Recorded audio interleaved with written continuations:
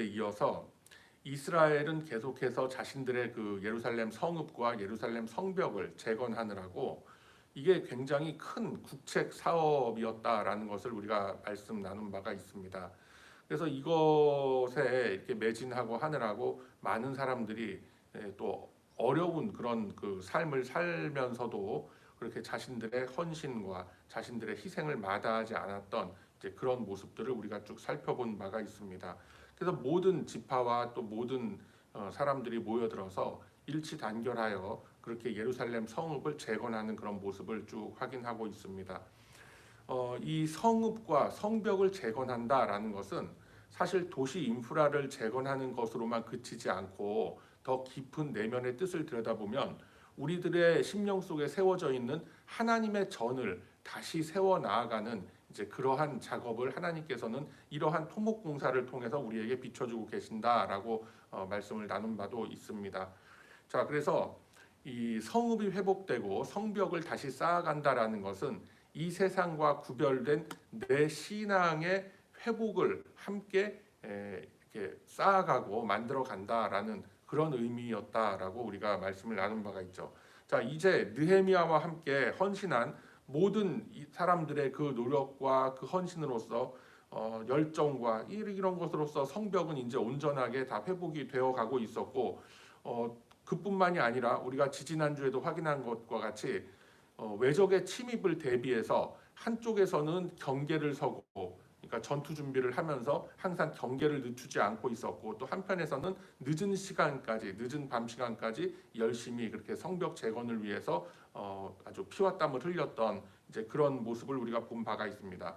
그렇기 때문에 이 사람들은 경계도 하고 공사도 하고 해야 됐기 때문에 몇 곱절이나 더 힘든 그런 시간들을 보내게 되었다라고 했습니다. 자, 그런데 여기서 이제 우리가 이번 시간에 살펴볼 게 뭐냐면은 이 외적인 성벽과 외적인 어떤 이런 그 성읍의 모습은 점점점 완성이 되어가고 있었지만 사실 내적으로 이스라엘의 내부는 이스라엘의 그 사회가 사실은 안에서부터 골마 들어가고 있었고 안에서부터 무너지고 있었다라는 것을 우리가 살펴보게 됩니다.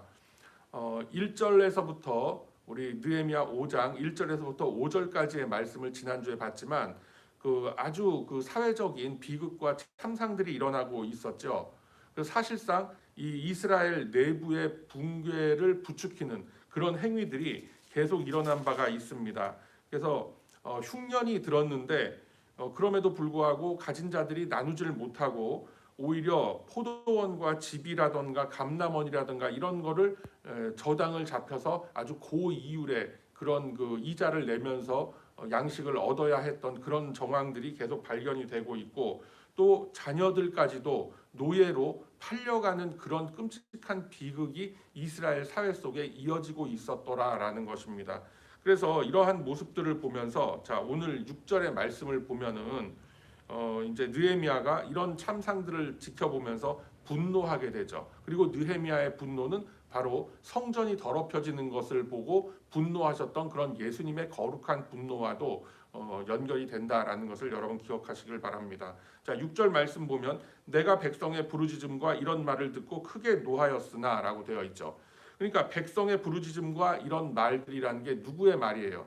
바로 어려움을 겪고 있는 이 백성들의 그런 한탄과 하소연과 그들의 울음소리를 듣고 크게 노하였다라고 되어 있어요. 그런데 한번 여러분 생각해 보세요. 이 어렵게 사는 어떤 그 서민층만 이스라엘 백성은 아니죠. 사실은 어떤 기득권을 가지고 있고 부를 축적하고 있고 그 어려운 사람들을 착취하고 있는 사실은 좀 나쁜 그런 그 고관대작이라고 할까요? 그런 기득권층도 다 똑같은 이스라엘 백성인 겁니다. 사실은. 그러니까 부자나 가난한 자나 다 똑같은 이스라엘 백성이에요. 그래서 가난한 자들을 옹호하겠다고 부자들을 그렇게 때려서도 그거는 형평성에 좀 어긋나는 것이고 모든 그 사회 질서가 바르게 하나님의 말씀 안에서 바르게 바로 잡히는 것이 지금 이스라엘의 목표지 부자들은 전부 다 멸하고 가난한 자들은 전부 다 부하게 하고 흥하게 하는 것이 그것이 지금 느헤미야의 목적은 아니다라는 것도 우리가 분명히 해야 될 그런 대목이다라는 겁니다. 듣고 크게 노하였다. 그러나 깊이 생각하고 7절 귀족들과 민장들을 꾸짖어 그들에게 이르기를 이렇게 되어 있어요. 그럼 여기서 7절 시작에 깊이 생각하고 귀족들과 민장들을 꾸짖어라고 했는데 그 귀족들과 백성들의 대표가 되는 그러니까 뭐 소위 말하는 기득권층이죠. 이제 그런 권력을 가진 그런 자들, 이제 그런 사람들을 꾸짖어서 그들에게 말하기를 이제 그들이 저질렀던 죄악을 하나하나 이제 밝히고 있는 이제 그런 모습이 등장을 합니다. 그래서 보면은 1절과 5절 사이에 등장했었던 이스라엘 사회의 비극과 그 참상들의 원인이 다 드러나고 있죠. 고리대금이 있었고 그들의 어떤 소득을 수탈을 했고 아주 구조적인 그런 착취하는 모습들이 이스라엘 안에 일어나고 있었다라는 것을 볼 수가 있습니다. 자, 이러한 악행들이 바로 공동체의 유익에 부합한가? 절대 부합하지 않습니다. 이 기득권층이라는 사람들, 권력을 가진 사람들이 자신들의 어떤 그 사적 유익을 위해서 공적인 유익과 공적인 개념의 어떤 그 분배 질서를 전부 다 무너뜨린 이런 그 일들이다라고 느헤미야가 아주 신랄하게 비판을 하고 아주 꾸중을 하는 이제 이런 장면들이 쭉 나오고 있는 겁니다. 그러면서 어떤 식으로까지 이들에게 꾸짖고 있느냐면은 8절의 말씀을 보면 우리는 이방인들의 손에 팔렸던 우리의 백성들을 우리가 되찾아오고 그러니까 노예로 팔려갔던 그런 사람들을 우리가 정말 이렇게 되찾아오고 그들을 다시금 이스라엘의 백성으로서 편입시키기 위해서 이렇게 갖은 노력을 하면서 이스라엘을 다시 재건하는 그런 일들을 하고 있는데 너희는 너희 형제를 팔고자 하느냐 다시 너희 형제를 그런 그 참상의 구덩이로 다시 밀어넣고 있느냐라는 거죠. 그리고 그것을 이방인들의 어떤 침략이라던가 이방 민족들이 들어와서 일으키고 있는 어떤 수탈과 착취로 인해서 이스라엘 백성들이 점점 더 어려워지고 그렇게 노예의 삶으로서 끌려가고 있는 것이 아니라 같은 이스라엘 동족 안에서도 이런 수탈과 착취와 이런 핍박들이 이어지고 있다. 사회적인 핍박들이 이어지고 있다라는 것이 이게 과연 가당키나 한 일이냐라고 지금 이렇게 꾸짖고 있는 거죠. 그랬더니 그들이 유구무원이죠. 뭐 잠잠하여 말이 없기로라고 되어 있죠. 8절 하반부에. 그래서 9절에 보면은 너희의 소행이 옳지 못하다라고 하면서 이런 그 일들이 이어지는 것이 결국은 누워서 침뱉기라는 거예요. 이방 사람들에게 계속 이스라엘을 침략할 그리고 이스라엘을 심리적으로 뒤흔들 그런 빌미를 제공하는 이적 행위다라는 것을 지금 말하고 있는 겁니다. 그래서 사회의 혼란과 사회의 붕괴와 이런 것을 일으키는 이런 불공정한 어떤 착취와 수탈이라던가 이런 것들이 결국은 그 사회를 병들게 하고 멍들게 하는 그런 일이다라는 것을 우리가 분명히 볼 수가 있어야 하는 것입니다. 그래서 이적 행위라는 것이 어떤 뭐 우리가 옛날에 어렸을 때 뭐 이렇게 보면은 그런 얘기들 많이 듣지 않았습니까? 뭐 간첩 보면 신고해야 된다. 그럼 간첩이 누구냐? 뭐 어디 산에 새벽에 올라가서 라디오를 듣고 말이죠. 이렇게 아침에 다니는데 막 발에 뭐 바지에 뭐 풀잎 같은 거나 흙이 많이 묻어 있는 사람 보면 의심해야 된다. 막 이런 교육을 받았던 것도 저도 어렸을 때 기억이 나고 하는데 뭐 그런 간첩도 물론 있겠지만 사실상 간첩 행위를 한다라는 것은 그 백성들의 삶을 힘들게 하고 민심을 흐트러뜨리고 민심을 어렵게 만들어가는 그런 기득권층의 잘못된 그런 모습들도 사실상 간첩 행위나 똑같다라는 거예요. 국가의 어떤 기강과 어떤 질서를 흔들어대는 그런 권력자들의 모습도 역시 간첩 행위나 이적 행위와 동일하다라고 성경은 분명하게 말씀하신다라는 것을 우리가 볼 필요가 있는 겁니다. 지금 그러니까 한번 여러분 보세요. 뭐 현대 사회랑 이게 바로 맞닿아서 우리가 적용하기는 좀 무리가 있는 대목이긴 합니다만 여러 뭐 소위 말하는 무슨 뭐 경제적인 전쟁, 서민들의 삶은 점점 더 핍박해지고 좀 더 견디면 나아질 거야 하면서 이렇게 하는 이런 모습들이 결국은 누구를 이롭게 하는 것이냐. 물론 말로는 그렇죠. 전부 다 공평하게 잘 살기 위한 하나의 그 진통 과정이다라고 이야기를 하지만 뭐 역사가 판단하겠죠. 시간이 지나면서 판단이 되겠죠. 그렇지만 이렇게 그 일반 민중들의 삶을 어렵게 하고 힘들게 하고 이렇게 허덕이는 삶을 살게끔 하는 그런 행위들도, 그런 위정자들이나 그런 권력자들의 어떤 통치 행위도 사실상 이적 행위가 될 수 있다라고 성경은 이렇게 분명히 말씀하는 거예요. 제가 어떤 무슨 뭐 특별한 특정 어떤 생각을 가지고 말씀드리는 게 아니라 성경에 있는 그대로 저는 말씀드리는 거예요. 그래서 이런 성경의 말씀을 보고 우리가 이 시대 현실도 분명히 분별할 수가 있고 분명히 판단할 수가 있다라는 것도 우리가 알아야 된다라는 거예요.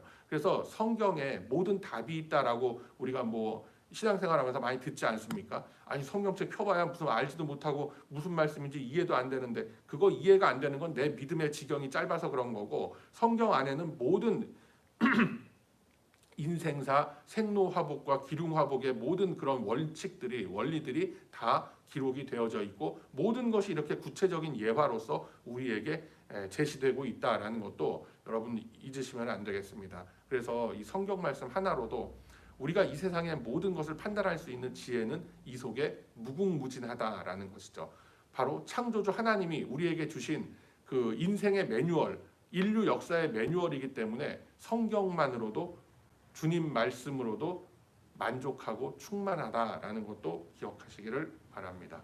자, 그래서 10절과 11절의 말씀에 보면 이제 느헤미야가 이러한 그 사회적인 어려움을 어떻게 견뎌야 할 것인가, 그리고 어떻게 극복할 수 있을 것인가라는 것에 대한 해결책을 제시하고 있습니다. 더 이상 부당한 이익을 취하지 말고, 부당한 고리대금을 하질 말고, 그리고 뭐 포도원, 감남원 등의 자산에서 나오는 그런 수익들을 다 분배를 하라라고 이렇게 나와 있죠. 그것을 듣고 그 백성들이 다 따랐다라고 했습니다. 자, 그런데 이렇게 보면은 아니 부자들의 것을 전부 다 그럼 빼앗아서 나눠주란 말인가, 이제 그런 생각도 들 수 있는데, 사실은 부자들이 가지고 있는 그런 재산들, 그들이 이렇게 수탈한 그런 재산들을 어느 정도 또 지켜주는 그런 모습도 보여준다라는 거예요. 이 보면은 11절 하반부에 보면 너희가 꾸어준 돈이나 양식이나 새 포도주나 기름의 100분의 1을 돌려보내라 하였다라고 하고 있어요. 그러니까 그만큼, 그러니까 지금으로 치면은 어떤 리볼빙 개념이라고 하죠. 무슨 뭐 이렇게 우수 고객에게 무슨 뭐 1%, 2%씩 다시 이렇게 되돌려주고 하는 뭐 그런 거 있지 않습니까? 크레딧 카드 같은 데서 뭐 이런 제도가 벌써 이렇게 고대 이스라엘 사회에서 벌써 다 형성이 되고 있었다라는 것이죠. 그러니까 이자만 붙여갖고 그것만 계속 뜯어가는 것이 아니라 그 사람들이 다시금 살 수 있도록 계속 이득을 분배하고, 그러니까 주식 배당하는 것처럼 그렇게 그 배당을 해주고, 그들이 어려운 사람들이 최저의 그 삶이라도 영위할 수 있도록 그렇게 나누라라는 것을 이렇게 하나님께서는 말씀을 하고 있는 겁니다. 자, 그래서 12절에 보면은 여기서 그들이 말하기를, 여기서 말하는 그들은 누구예요? 바로 기득권층을 얘기하는 거죠. 예, 그래서 그런 그 부유한 자들, 권력을 잡은 자들, 이런 사람들이 얘기하는 겁니다. 우리가 당신의 말씀대로 행하여 돌려보내고 그들에게서 아무것도 요구하지 않겠습니다라고 하고 이렇게 결단하는 그런 모습 보여주고 있죠. 자, 그런 모습을 보면서 이들이 다시 이렇게 회개하고 이렇게 그 공적인 유익을 위해서 자신의 것을 다시 나누겠다라고 하는 것, 이런 모습들을, 이런 그 태도를 보면서 느헤미야가 어떻게 또 보여주냐면은, 말씀을 하냐면, 내가 옷자락을 털며 이르기를, 그러니까 옷자락을 이렇게 싹 털면은 어떻게 돼요? 먼지 같은 게 다 떨어져 나가잖아요. 근데 이렇게 터는 것처럼 하나님도 너희들을 다 털어내실 것이다라는 거예요. 예, 그래서 이와 같이 행하지 아니하는 자들은 하나님께서 내가 옷깃을 털어서 먼지를 터는 것처럼 하나님께서도 너희들을 다 털어서 이렇게 던져 버리시리니, 이렇게 말씀을 하니까, 자 13절 하반부에 회중이 다 아멘하고 여호와를 찬송하고 백성들이 그 말한 대로 행하였다라고 되어 있습니다. 그러니까 이렇게 하나님의 말씀이 온전하게 선포가 됐을 때, 그리고 복음의 그 가치관과 복음의 원칙들이 이렇게 퍼져나갔을 때 사람들이 이렇게 순종하고 거기에 따랐다라는 아름다운 모습이 이렇게 쭉 보여지고 있는 것이 바로 오늘의 본문이었다라는 것입니다. 자, 그러면은 이 본문을 통해서 우리가 생각해 볼 게 여러 개가 있죠. 여러분 한번 생각해 보세요. 국가의 존재 이유라는 게 뭡니까? 국가 공동체라는 것에 존재하는 이유가 뭐예요? 예? 바로 속해 있는 그 민족과 국민의 생존과 안전을 책임져 주기 위해서 국가라는 제도가 이렇게 형성이 되어 있는 거예요. 그래서 그 안에 들어와 있는 그 국민들을 자유를 보호해주고 그들의 권익을 보호해주기 위해서 국가가 존재하고 있다라는 거예요. 그리고 그 모여든 사람들의 그 사회적인 질서, 법치 질서와 어떤 복지를 실현하기 위해서 지금 오늘 보면은 그런 대목이 나오지 않습니까? 백분지를 다 배당을 해줘라, 나눠줘라라는 그런 말씀도 나오고. 그래서 이런 그 역할들을 하기 위해서 국가 공동체가 있는 것이고 사람들은 그 국가를 위해서 어떤 의무를 져야 할 국방의 의무라든가 납세의 의무라든가 교육의 의무라든가 이런 의무를 우리가 다 하고 그렇게 살아가는 겁니다. 자, 이스라엘이라는 나라는 민족적인 공동체면서 신앙적인 공동체예요. 그럼 오늘날의 이 교회 공동체, 하나님 나라의 영역 속에 들어와 있는 이 백성들의 공동체라고도 할 수가 있는 겁니다. 그런 표본으로서 지금 민족으로서의 이스라엘을 하나님이 이렇게 보여주시는 거예요. 그래서 이러한 요소들, 그러니까 뭐 국민의 생존과 안정과 복지 증진과 자유와 권리를 보호하기 위한 그런 결사체, 그런 것이 이제 국가라고 하면은 이런 것들과 함께 하나님이 통치하시는 영적 공동체로서의 의무가 이스라엘에게도 있고 이 시대 교회 공동체에도 분명히 있다라는 것입니다. 그래서 모든 것이 말씀 안에서 이렇게 행해지고 말씀 안에서 하나님이 주시는 그런 그 가치 질서 속에서 이루어져야 하는 운명적 공동체가 바로 이스라엘이고 지금의 교회 공동체라는 것입니다. 그런데 이럼에도 불구하고 이들은 성벽을 굉장히 열심히 재건을 하고 성읍을 재건하는 그런 일에 매진을 했지만 사실상 그 내면에서는 그 사회가 골마가고 있었고 내면에서는 그 사회가 붕괴되고 있었다라고 하지 않습니까? 바로 우리 내면의 신앙이 무너지고 있는 우리 안에 있는 믿음이라는 것이 다 무너져 버리는 이런 상황을 빗대어서 지금 말씀하고 계신다라는 것으로서 우리는 이해할 수가 있는 거예요. 그래서 우리의 심령 속의 성전은 무너지고 겉으로 드러나는 어떤 외식적인 모습은 번드르르 하지만 사실상 내 안에 어떤 하나님에 대한 그 경외감과 열정이라든가 복음에 대한 어떤 뜨거운 갈망 이런 것은 이제 점점점 식어가 버리는 이런 우리들의 모습을 지금 하나님께서는 이 본문의 말씀을 통해서 우리들에게 분명히 보여주고 계시다라는 것도 여러분 꼭 기억해야 할 대목이다라는 것입니다. 그래서 하나님께서는 이 시대를 살아가는 우리들에게도 이 느헤미야가 이스라엘 백성들에게 아주 사자후를 토해냈던 이런 것과 동일한 그런 말씀으로서 동일한 잣대로서 우리를 또 다루어 가신다라는 것입니다. 우리가 참 이 하나님의 백성, 이 공동체에 속한 성도임을 자처하면서도 사실상 우리가 나의 유익과 육신의 소욕을 위해서 공적인 유익 그리고 다른 이들의 유익을 침해하는 그런 일들이 우리 주변에 있지 않았는가라는 것을 한번 우리가 이 시간 되돌아보기를 원합니다.